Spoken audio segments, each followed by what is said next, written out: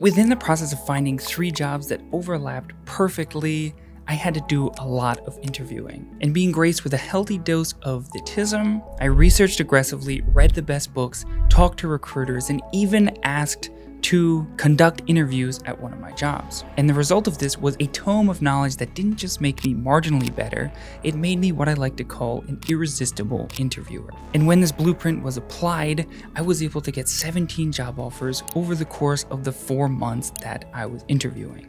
And I wasn't even insanely qualified for these jobs, but I was still getting offers from around a third of the interviews that I was doing. I've had a lot of people ask for the specific breakdown, how I go about interviewing, but we'll split it into 3 parts: pre-interview, during interview, and post-interview. Starting with the most important part, the part that people mess up the most, pre-interview.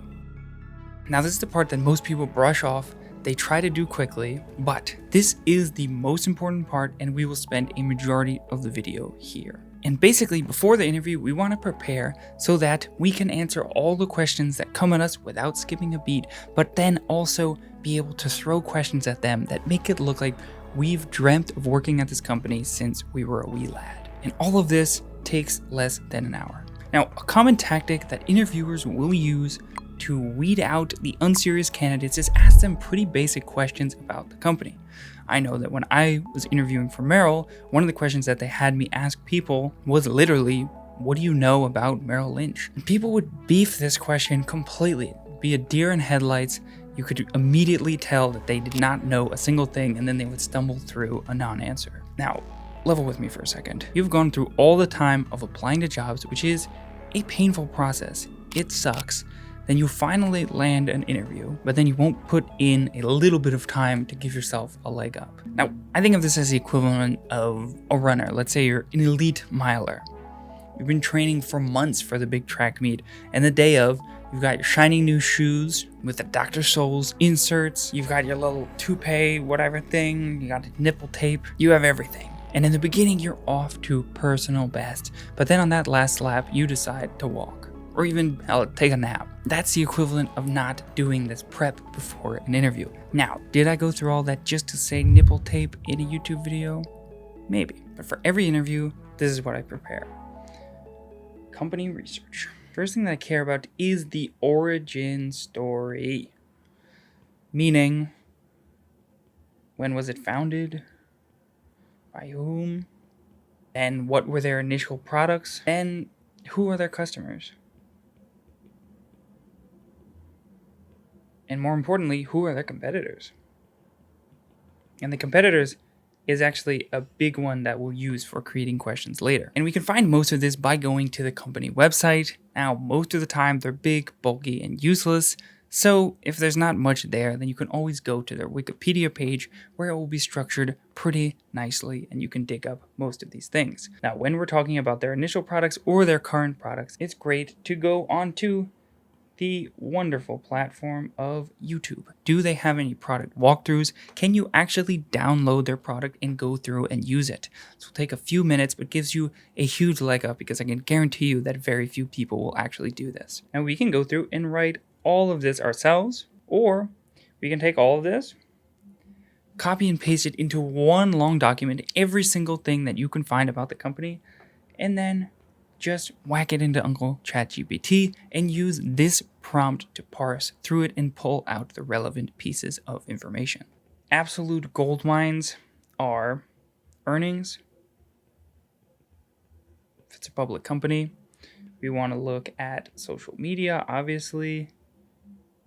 Now, most of the time it will just be boring and filled with nonsense, but sometimes you can find a specific employee, maybe at the C level, who's posting actual useful things like product updates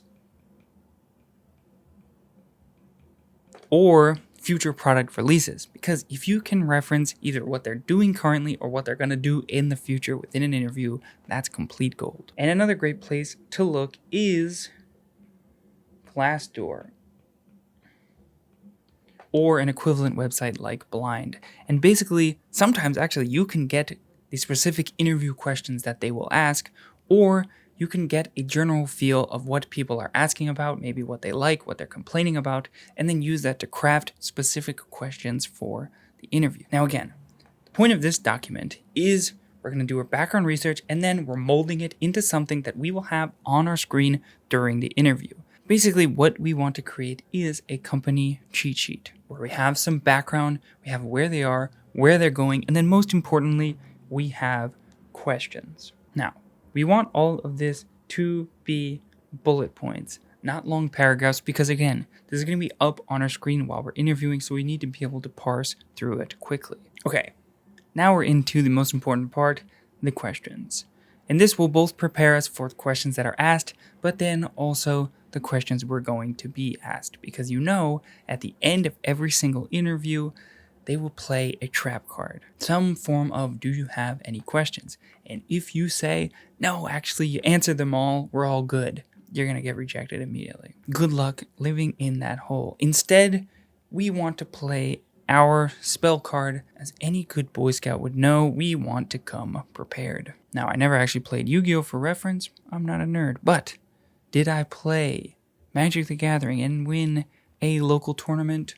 Who knows? All I know is that we're going to craft some great questions from the research that we did. For instance, from the origin story, we can ask questions like, I read that your company started at X before pivoting to Y. How does that original DNA still show up in the company? Or, I saw that your core product is aimed at segment. Are you seeing any demand shift towards different segment? Which customer group for specific product do you think has the most untapped potential? Honestly, they probably won't have any answers to these, but they make you look like an insider. From our brief competitor research, we can come up with questions like, I noticed competitor recently launched new feature. How does your team differentiate from that? Or, what do you think competitor gets wrong and we do differently? Or from the recent news, product launches, or earnings, we can ask questions like, I saw you guys had a new product launch, feature update, whatever, congrats.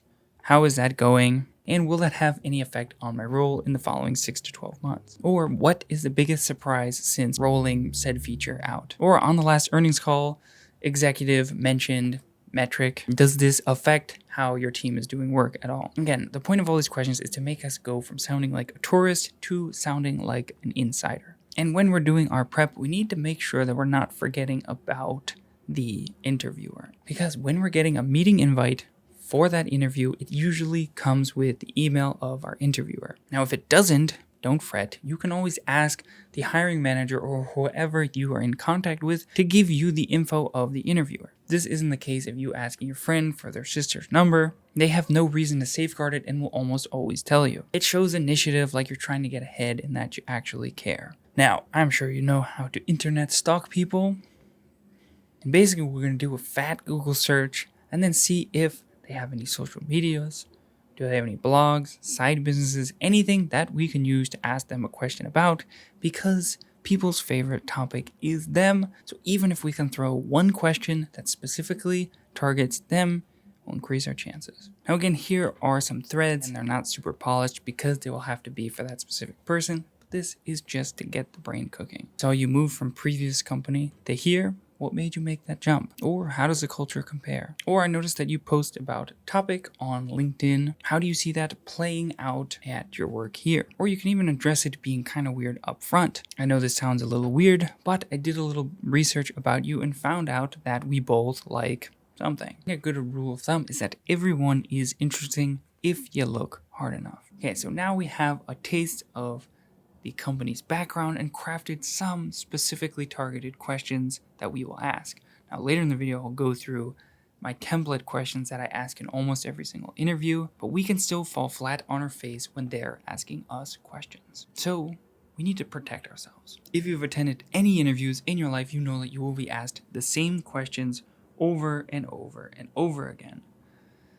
It's kind of similar to when you meet someone for the first time and they'll ask you, what do you do? Where are you from? How was your weekend? Not too long ago, I would have preferred being waterboarded over an onslaught of questions about my day because I thought that they were shallow and pointless until I realized that's the exact point. That really, small talk has one goal, and that is to be the connective tissue between shallow and deep conversation. And the reason that conversation with close friends is more interesting is because we skip over the small talk and jump right into deep conversations, because the connective tissue is already there through your years of knowing each other. So me being a dumbass, I would give one-word answers to all of these questions. And then I would be surprised that the conversation never graduated into a deeper level. And this relates because the best interviews are just conversations. I'll say that again for emphasis. The best interviews are just conversations. And my favorite conversational hack for a little autistic gremlin like myself was found in a book, The Fine Art of Small Talk. And it's simple. Instead of making up bad answers on the spot, these one-word answers that I was giving, if we know that there is a high percentage chance that we will be asked these questions, then we can craft more engaging answers to them ahead of time. For instance, instead of saying I have a boring 9 to 5 when people asked what I do, instead I changed my answer to I have a boring corporate job, but I shrunk my workload down to 2 hours, and now I use that free time to pursue other interests. And the best part of this is that we can have it lead to obvious follow-ups. What interests? How did you do that? Or even, what's the corporate job? And basically, all of these are things that I want to talk about. So I can use my answer to both get them to ask questions and make it about things that I'm interested in. See, that's what I never understood, was that small talk is combing the surface, looking for mutual interests that then we can go deeper on. And if we find ourselves crashing out about small talk, it's usually not them. The fault is normally on us.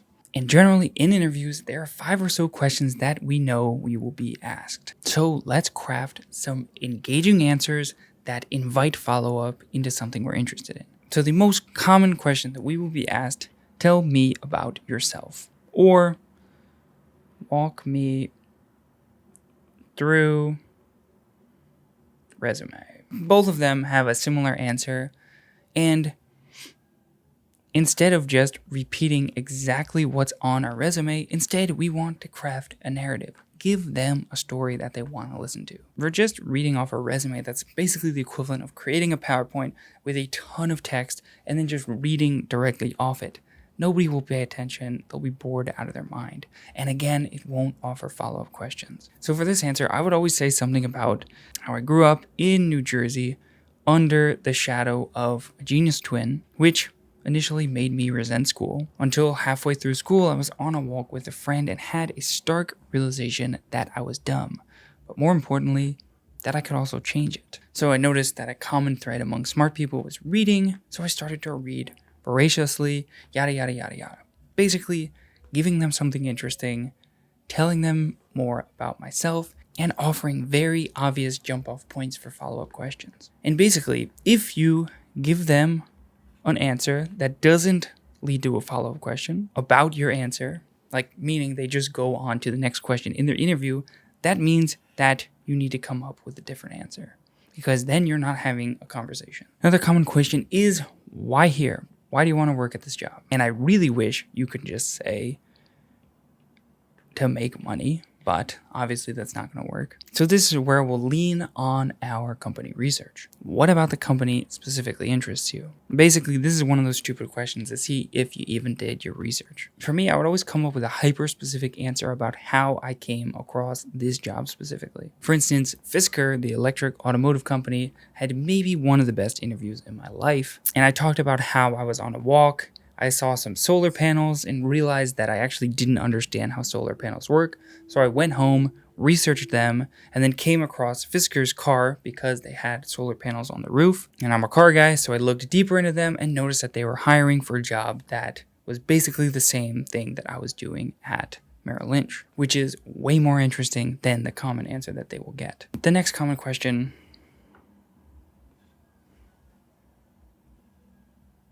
is, why you?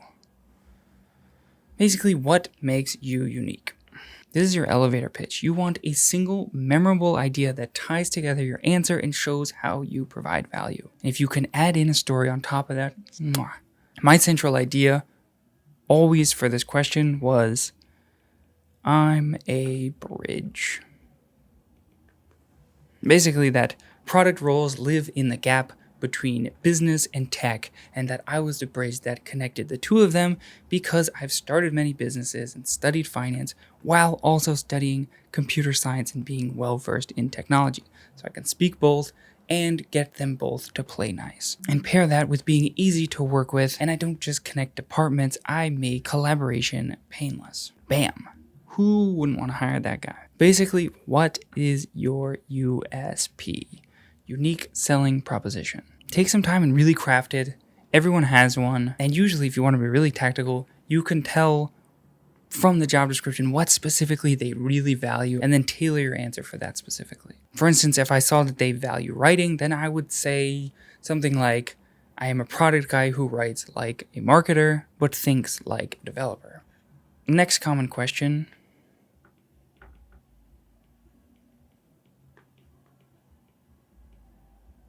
What are your strengths and weaknesses?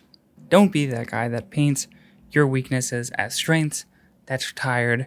Interviewer will smell right through that. And this is basically a question where they just want to find something interesting about you. And instead of just listing them out, we want to make sure that we're showing them, not telling them for each one. So we're providing examples and a little bit of color into each one of those. And for the weaknesses, if we can provide some proof points to show how we've recognized it and we're maybe trying to turn it into a strength, that can be a good way to go about it, instead of just painting the weaknesses as strengths, like I'm a perfectionist. In the description, I have some answers to some more common questions like these, but we can literally write out the answers to these questions. But obviously, we can't be reading off of a script in the interview, so we want to practice saying them out loud and then reduce those answers down into a few bullet points so that when we're asked a question, we can Control F in our document, take a second, think, that's a good question, read our bullet points, and then we know what the flow of our answer is. Generally speaking, people can tell if you're reading off a script, it's going to be stilted, it's not going to go well, and your brain will do this funny trick where if you mess up a word or you're going in the wrong direction, it will completely freeze and then you're screwed. That's enough prep. Have our cheat sheet. What about the actual interview? So almost all interviews nowadays will be conducted over the internet. And a lot of people overlook how they're appearing on camera. And I'm not just talking about what you're wearing, because looking good on camera really comes down to one thing: lighting. So here's a quick crash course for looking good on camera. So if you don't have an external light, we can use the sunlight. Find a window, natural light is perfect, and we want to position ourselves to where we are either directly in front of it or at a 45-degree angle. Now, generally speaking, don't record right up against the wall. If we want to get that beautiful blurry background, we need some depth. So if you are in a small room,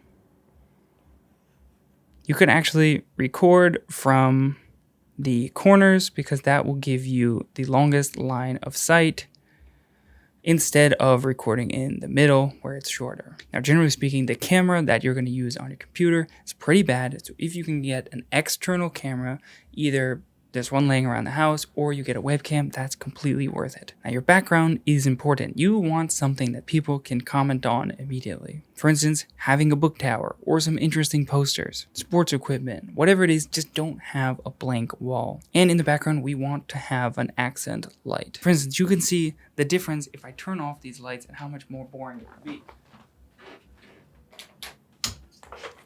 See, look at that. Way different. Way worse.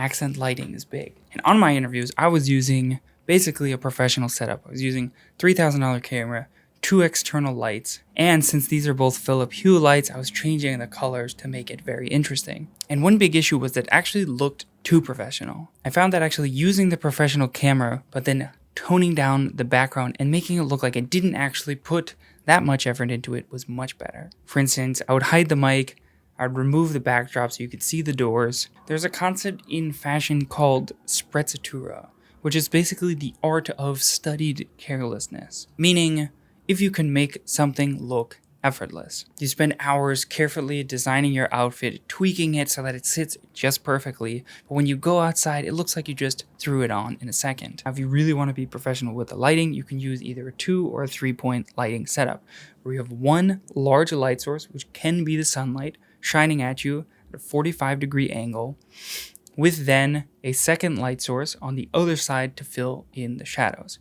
For instance, if I get rid of this one, you can see there's more shadows. And then if I was to turn off the main source, this is what it looks like without the main source, and then this is what it looks like without the other one.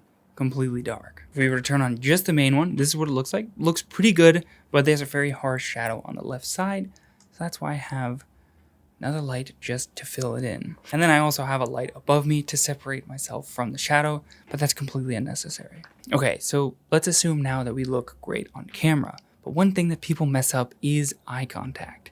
And in an online interview, eye contact is made with the lens. See, a lot of people go through the interview and they're looking at either themselves or the interviewer, which means that they're never actually making eye contact. And you can tell, for instance, I'm looking at myself right now and it just feels a little bit weird. You can't actually connect in the same way. So this is going to be strange, but you're going to need to, 1, turn off your own video feed so you're not tempted to look at yourself. And then 2, only talk directly to the camera, not them on screen. And what I like to do is, sometimes I find it hard to just listen to people without being able to read their lips. So I'll make the screen as small as possible and move them up so that they're right below the camera so I can look at them and have it still look like I'm staring at the camera. This is kind of the equivalent to where if you look at someone's forehead, it looks like you're making eye contact with them. So during the interview, we know that there are a number of questions we're not going to be able to prepare for. So these are typically known as the behavioral questions.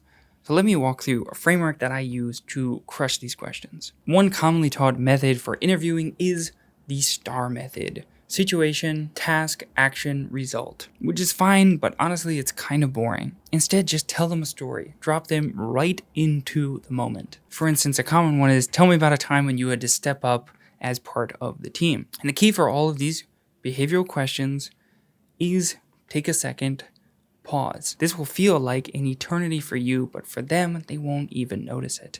And they would much prefer that you took 10 seconds to think of and craft a good answer than just starting to verbal diarrhea all over them. So let's answer that question. It's 4:45 on a Monday. I'm about to log off when I get a Skype message from my team lead. Hey Wilson, do you want to join our Innovation Day team? Now I said yes, because this is not someone that I wanted to disappoint. Now normally I wouldn't do these things. It's too many people and it's too loud. And little did I know what I was getting myself into. Innovation Day was a yearly competition where internal teams would form and then present ideas for products and services that the bank could use in the future. And these ideas would be presented in front of the entire organization, about 7,000 people. The following day, I joined the team meeting, and it became readily apparent that they had done nothing outside of just a one-liner for what their idea is. At the end of the meeting, they asked me to present it. Now, yada yada yada, that story continues on. But imagine if you're the interviewer in that situation. You want to know what happens next, no? I just pulled you into my world. And the main thing that I did was presenting the stakes. If something goes wrong, what is being risked? In my case, I was about to present an unfinished presentation to 7,000 people. A few helpful storytelling notes. 1, every story needs change. A good story needs to capture a single moment of change. Actually doesn't matter how small the change is, and even sometimes the smaller the better because they're more relatable. You can tell when a story doesn't have any change because they're boring to listen to. These are travel stories. I went to a place, did a thing, drinking stories, and these are basically anecdotes. So in how we turn it from an anecdote into a story is by just identifying that moment of change. And a great way to actually craft a story is to work backwards. Start at that moment of change where you're presenting to a large crowd of people, and then just work backwards. Take the opposite, and that's the start of the story. Generally speaking, we want to skip the backstory, meaning we want to drop them right into the moment that it's happening. We don't need to tell them a lengthy backstory. This is the equivalent of a movie starting off with like 4 minutes of narration, where you realize that they could cut all of that and then just show them exactly what's happening and have us piece together a little bit ourselves. One good thing to always keep in mind is not to use the word and. Instead, if we just change every time we say and to but, this will make our stories much more interesting. Either but or therefore. I can hear you thinking. I talk to a lot of people about this. They'll immediately come back, Wilson, I don't have any stories. And that's completely not true. It usually just means that you are comparing your stories to other people's more grandiose versions, when actually the best stories are just little tiny moments of change. You have a tiny realization. And you'll notice that once you start to think about the stories that you have, write them out, and speak them, that suddenly they'll start to bubble up out of everywhere. And even a poorly told story in an interview is far better than someone just bumbling through a non-answer. And I say that because I truly believe that storytelling is one of the most important skills that you can learn besides writing. And interviews is a tremendous place to practice this. Every single question they ask can be formed into a story. Now, at the end of the interview, again, we have to ask questions. And we have that list of the company-specific questions, but I also have a basic template for questions that I will ask almost every single time.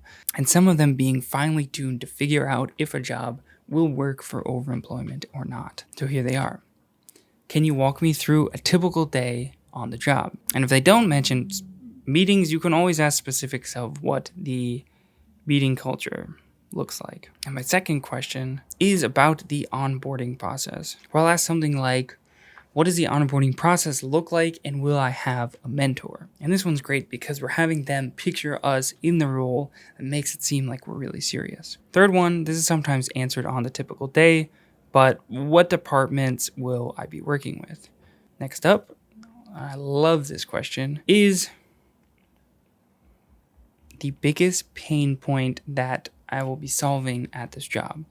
This is incredibly important. This will end up being your core workload, and you can use it to identify if something is outside your scope or inside. And then another good one to get them to picture you in the role is the team structure.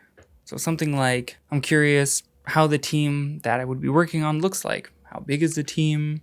What are the different roles? Meaning like how many developers, how many QA, whatever. 6, this is a great one. What would success look like in this role in the first 90 days, and how is it measured? This is maybe actually my favorite question in the whole thing. Another good one, typical career path. What does a typical career path in this role look like? Biggest challenges? What do you think the biggest challenges that I could face in this role are going to be? If you could change one thing about how the team works, what would it be? And this is very similar to the pain point one. And finally, current projects. What are some current projects that the team is working on? And if you have giant cojones and you want to ask a question that could potentially save the entire interview, it's done it for me at least 2 times. You can ask the following question. Just curious, was there anything that I said or that was in my resume that makes you think that I'm not fit for this role? Now, every time I've asked this question, interviewers are impressed. It shows that you really want it, and it gives you a chance to clear up any misconceptions that there might be. Then always end, no matter what, with what are the next steps? This gives you a clear idea of what is coming, maybe what you need to prepare for, and gives you firepower for the email that you're going to send after, because now we're into the post-interview. And the after interview is simple. Send a follow-up email within 24 hours. Thank them for the time, mention the role, and sometimes even I mention the time of the meeting, just so that it's crystal clear about who I was. And then you can even highlight a specific point from the conversation to show that you were engaged. Then we can say that we're looking forward to that next step in the interview. And then finally, after we send that email, keep applying. Don't let the momentum slow, even if you think that you crushed the interview. Only when you have a job offer in hand that we're going to accept are we going to stop applying. And hopefully, if you apply everything in this interviewing video, you'll have one soon. Thanks for watching.